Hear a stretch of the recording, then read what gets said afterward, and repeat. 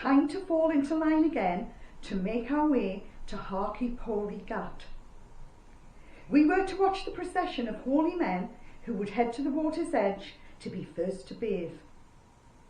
The crowds had swollen, and I found myself at the back of our line, this time behind Derek.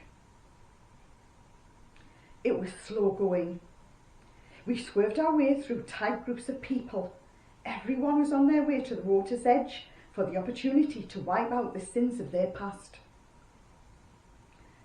Sat inside a voluminous white tent was a sadhu dressed in apricot-coloured robes.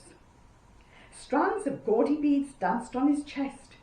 He had long silver dreadlocked hair and had painted his forehead with stripes of crimson and burnt orange.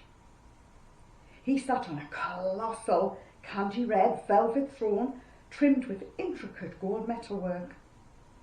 Devotees sat at his feet.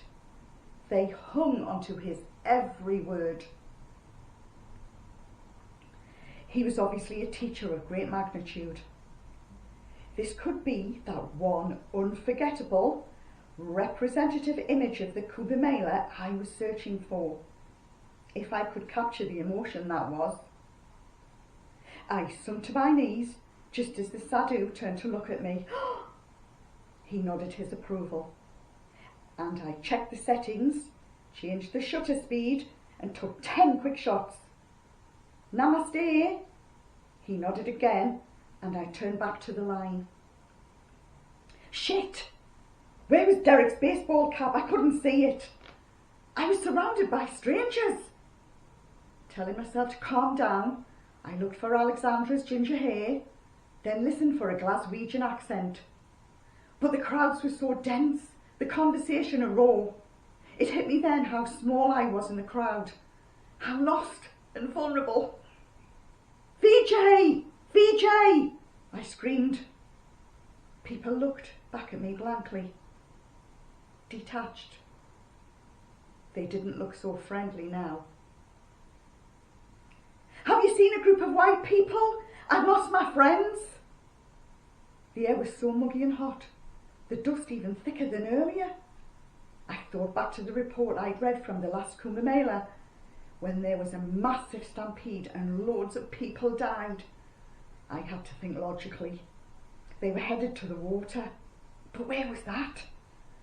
I learned the Hindi direction words back at home and remembered the word for river.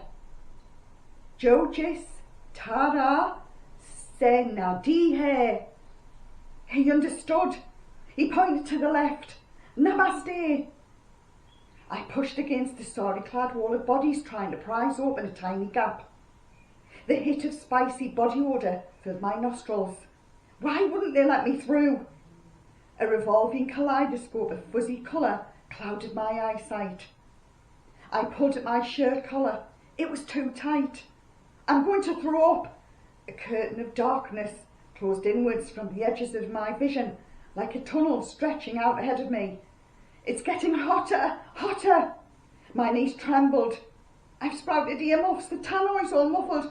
Oh God, I'm going to.